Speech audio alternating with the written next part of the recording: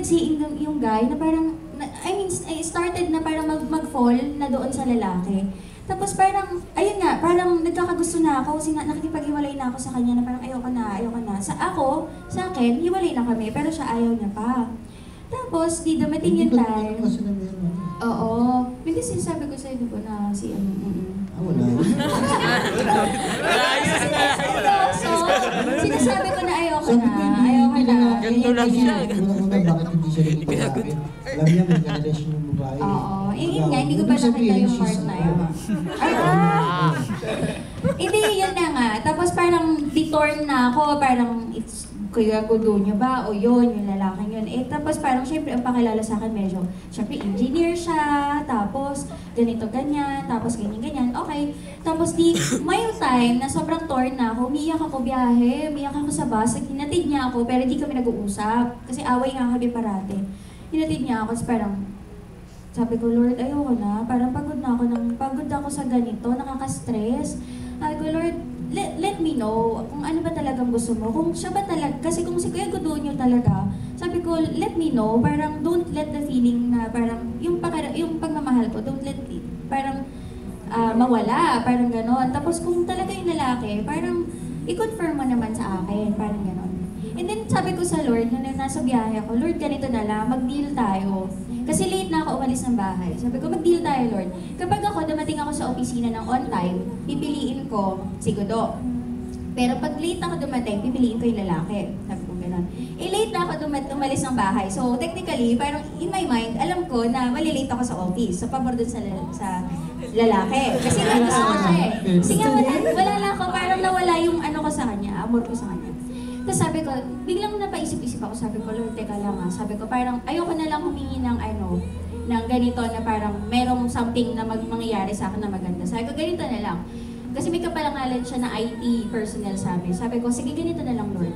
Kapag ang unang-unang tao na nakita ko sa elevator ay si Gudo, yung Gudo na IT namin, ang pipiliin ko si Gudo.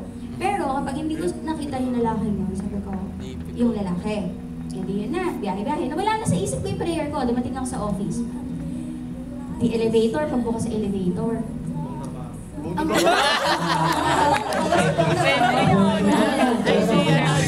As in, ang unang lumabas, yung Gudo nga, na taga-IT. Tapos sobra akong kinilabutan na parang kinakabahan ako. Tapos the elevator, kasi alam ko nga, late na ako late na ako darating sa office Pag akyat ko sa floor namin, imagine 32nd floor kami, galing ako ng ground floor. Diba? Imagine niyo yung tagal nung elevator pa, ang bagal. Pagdating ko sa floor namin, pag log-in ko, saktong-saktong 9:00. Hindi ako late. So from there, sabi ko, umiyak na talaga ako. Tinawagan ko siya, umiyak ako, nag-sorry ako. Sabi ko, parang inano din ako ng Lord. Tumawag ako sa'yo nun, no?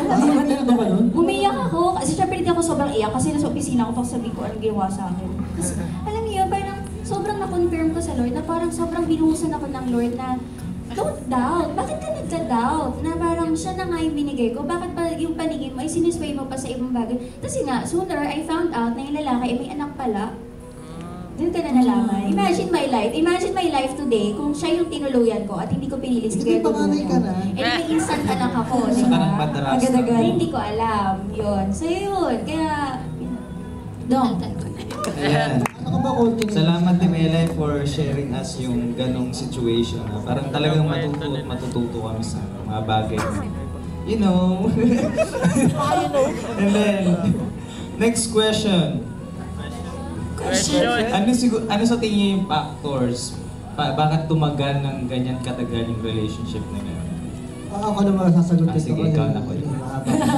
kumukota na ba? Hindi kasi marami kasi pinopromote ng world kasi na yung relationship compatible. Which is wala namang mali sa pagiging compatible. Ang mali lang kasi is yung connotation ng pagiging compatible. Parang pag sinabing compatible, parehas kayo Parehas kayo ng ganito, parehas kayo manamit. Hapon, parehas kami ng damit. Kami nag-uusap, ganon. Tapos parehas kayo ng gusto, ganyan. Hindi the right connotation kasi ng compatibility is you complement to each other. Naiintindihan niyo ba yun? Kumbaga parang gear yan Hindi lahat ng gear may ngipin, di ba? merong in-between para umikot yung system or yung engine. So, yun yung dapat na maging connotation ng bawat isa na dapat yung compatibility is how to complement to each other. Kumbaga kung siya mainitin ng ulo, huwag mo nakasabayan. Kumbaga, ikaw dapat yung magpalamig sa kanya, shh, tama na, uy, nagiging master ko. Ang give and take. Ikaw magpapaalala sa kanya na, sobra naman. Ako naman masyadong mabagal. Uy, bilisan ko naman ang konti. Aminado. Parang come what may kasi. Oo, kasi hindi ako masyado nag-aalala masyado. Siya, si Ate Mele, masyadong detailed. Sa akin, hindi eh. Basta kung ano yun nandyan, okay, pagtsagaan. Siya hindi. Basta, ganito gusto ko. Eksaktong 10:01, tapos na tayo, ha? Grabe. Ayun, ganun ang gusto niya Ate Mele. So ako hindi. Kung nagustuhan pa, hindi. Go on. So, ano na lang, para mag-meet in between, mag-complement tayo. So, yun ang ma-advise ko sa inyo regarding that question. Ayun. Ako naman, parang, syempre, kaya yun yung sinasabi namin na kailangan pareho kayo ng faith. Kasi, imagine mo pareho na kayong Kristiyano, nag-aaway pa rin kayo, di ba? So, kung minsan hindi lang talaga dahil sa Lord, talagang ayawan na, bakit gano'n? Oo, ayawan na, parang gano'n. Pero minsan at the end of the day, parang, realize mo, kasi parang si Kuya Gudumo, yun nga, sabi niya, di ba, na parang, pag may mga times na sobrang nagagalit ako, siya yung nagre-remind na sa akin na, pwede magalit, pero huwag mo siya na magalit. Huwag sobrang galit. Kasi parang tipong, taga-ano ko siya parang moderator na parang yung parang mga gano'n, parang, kasi parang,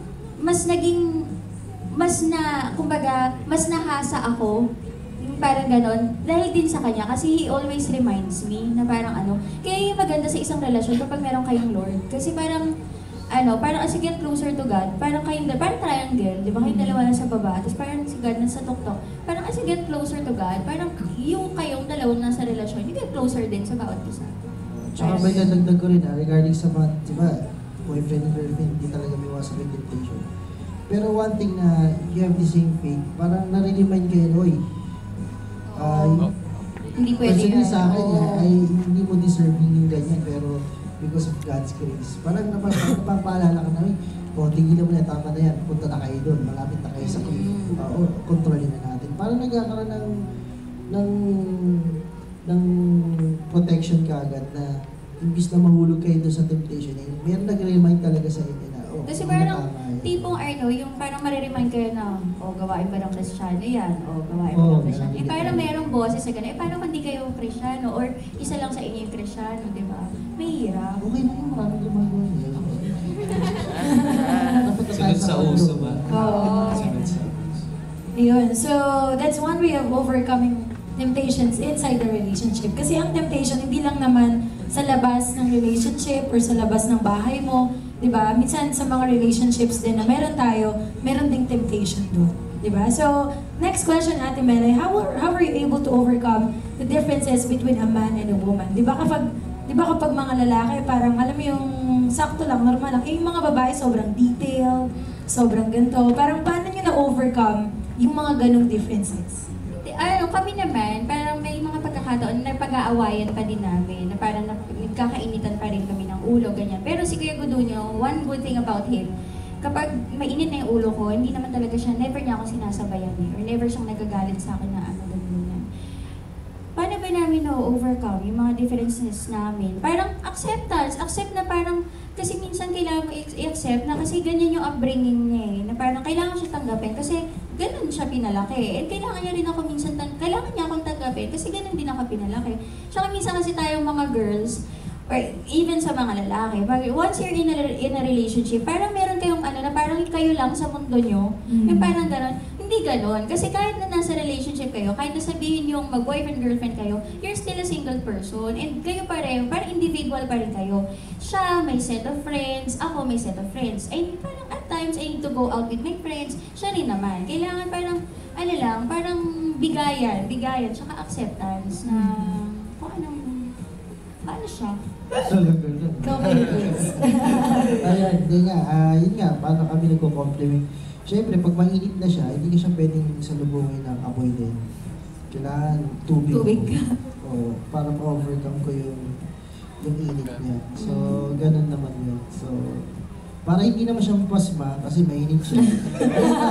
Yung tubig. May pasma. Maligam ka. Masyado kasi naman, harsh naman din pag linak mo kaagad siya. So, dahan-dahan naman. Tsaka tayo mga babae, di ba parang pag galit ka talaga parang Yes. Kasi the more you suppress, kasi naniwala ako sa ganun eh, the more you suppress sa pinipigilan, the more nagwawala eh. Parang ganun. Kasi kaya ko doon, Parang bukal lang eh. smooth lang. Parang, Ramdam ko tapos at yun. the end ng argument, parang nare-realize ko, oh man, mali pala ako. Mali ako. Bait na siya. Bait na ako. Ay, mas masaya. O, parang circuit lang yan eh. Ako yung fuse. Ako yung puputok. O, para hindi ka na sumabog. Diba? May bago na naman tayo nalaman kay Kuya Gugu. Ayan, lastly, any messages or kung ano yung mapapayo nyo sa aming lahat na nandito. We know that you're getting married soon. Yes. Any messages for us sa mga lalaki, sa mga babae na nandito? Okay naman muna pagdating sa payo eh. Hindi, syempre, doon sa mga... sige, sa mga girls, ay sorry. Sa mga boys pala, hindi parang general yung advice ko eh. Parang para sabi ni Ramon Bautista nga, di ba? Pumasok kayo sa isang relasyon na pag 90 na kayo, di ba? Ano ba? Pag 90 na kayo. Oo, pag 19 nyo na. Huwag mo na kayo pumasok sa isang relasyon na hindi nyo pa kaya i-handle or hindi nyo pa kaya tanggapin isang tao. Hindi lang puro sa saya, sa sweetness kayo magtatagal sa isang relationship. Kumbaga, may reason ng lahat ng bagay. Then, pag na-achieve nyo yung mga obstacles together, mas doon pala nagmamature yung relationship nyo. Tsaka, kayo din as a person. So, yun. Kung kayo nag-aaral muna kayo, mag-aaral muna kayo. Then, kung tapos na yung priorities nyo, hindi, go ahead. Naging inspiration sa inyo yung relationship nyo. Ayun, sa akin naman, maghintay, matutong maghintay. Maghintay talaga, mahirap maghintay, pero kailangan natin talaga maghintay. At saka yun nga, parang huwag ka papasok sa isang relasyon na hindi mo, parang kasi minsan, alam mo yung mga kabataan ngayon, nalulungkot ako kasi they enter into a relationship para lang for the sake of having boyfriend-girlfriend. Pero not looking doon sa, parang ipa-fast forward, na parang looking into marriage na. Diba? Nagigets ba? Parang kasi, pag you're looking into marriage na, kunyari, pagkaka-partner ka na, tapos parang mas tinitingnan mo yung partner mo na panghabang buhay na, di ba? Siyempre, ayaw mo magkamali. Pero ngayon, kasi ngayon yung mga kabataan, parang sige lang, may naniga, cute. Okay na sa akin to, parang gano'n. Gwapo. Chihuahua pala yung daming nakita pera, namin sa alam mo Bayaki. yan. Ang daming panlibre. Kaya, sige na, may kotse, gano'n. Parang pang-display lang. Pag gano'n yung reason mo or your motivation behind the relationship kung bakit mo siya sasagutin. Wag na, kasi it won't work out and at the end, ikaw lang din yung masasaktan. May dagdag ko lang, no? Kasi, diba, dadagdag ko lang, last na to. Hindi kasi, parang may, di ba sa survey nga, parang sa fringe ng positive kasi masyadong natanaan generation. Kasi, parang, parang we belong na tax na, belong pa. Yun kasi parang pinapromote ng world ngayon is yung alam mo yung sundin mo yung gusto mo. Walang pakialam ng ibang tao kasi sundin mo yun. Pero hindi naman yung sinasabi ng Bible, di ba? Kumbaga kadalasan, pag sinusunod natin yung gusto natin, parang sinusunod natin yung gusto natin, hindi natin naiisip may nasasaktang ibang tao. Yung mga totoong tao na nagmamahal sa atin, for example, yung parents mo, na talagang pinalaki ka, minsan, papasok tayo sa relationship na hindi nila gusto, pero dahil gusto mo, pinapasok mo, wala naman silang gagawa talaga. Pero nasasaktan sila. Yung mga friends na totoo nagmamahal sa'yo, nasasaktan din, di ba? Parang, nagiging selfish tayo, pero hindi na may pinuportray talaga ng totoong pagmamahal. So, yun lang may Ayun kasi di ba yung mga love stories ngayon, mga teledrama, parang kunyari kayong dalawa nagmamahalan, tapos parang ang drama, parang you and me against the world, tapos parang walang pakialam yung magulang, walang pakialam yung mga kaibigan, basta kayo nagmamahalan. Hindi ganun guys eh. Ang totoong pagmamahal at ang talagang, kung will talaga ng Lord yung pagmamahalan na yan, people around you will agree. Your parents will agree. You will have their blessing. Pero kapag mayroong mga tao sa paligid niyo na kumukontra sa inyo, ask God. Kasi baka mayroong something na hindi approve dyan ng Lord kung bakit nangyayari yung mga ganun. Ayun. So, thank you so much po, Maha and Enchumbi. We learned a lot from your love story. Marami pang tanong, kaya lang masyadong maiksi yung oras para sa tanong nila. Sige guys, palakpakan natin sila ulit. Salamat, Ellen. Salamat po. Maraming salamat po. Ano bang natutunan mo, Tijun? Mag-antay. Yun, marami ako natutunan. Siyempre, hindi lang sa side ng babae, hindi lang sa side, pati din sa side ng lalaki na, siyempre, we don't need to rush into something we're not sure of. Diba? And si Lord naman, di naman tayo pababayaan kailanman. Kaya si Lord bilang siya concerned sa pag-attend natin ng church every Sunday, diba? Concerned din siya, most especially sa love life natin. Yes. Ako naman, Janine, gusto ko yung sinabi ni Kuya Gudo na parang as sa boyfriend and girlfriend relationship, hindi maalis yung ano, parang pinahalaga ni Kuya Gudo yung purity nila sa bawat isa. Parang talagang gagawin nila yung bagay na yun after na ng kasal nila, diba? Parang napaka parang reminder natin yung mga boys na sa babae napakahalaga ng purity. So dapat sa ating mga lalaki din, pahalagaan din natin yung purity na meron tayo. Amen. Tsaka yung nakita ko sa kanilang dalawa, actually sobrang blessed ako sa kanila.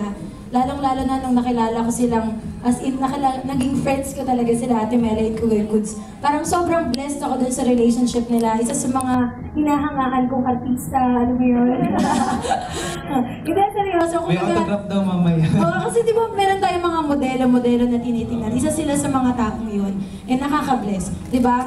If you want, you can be one of those na tinitingala din ng ibang tao. Yung love story ninyo, hindi lang pangbahay lang. Alam mo yun, pwede mong i-share sa madaming tao. Tsaka one thing na maganda kay Ate Mela and Kuya Gudo, parang hindi sila pa PDA, diba? Hindi Yes. sila pa public viewing ng, may relasyon kami, ganyan. Pag nasa church sila, parang akala mo hindi sila, pero normal na tao lang sila. Pero yun yung maganda sa atin, ba? Parang hindi nila pinangalandakan na mahal namin ang isa't isa. Yes, Dong. At dahil dyan, magkwentuhan lang tayo mamaya. Oo nga Kasi naman. magdadami sabihin.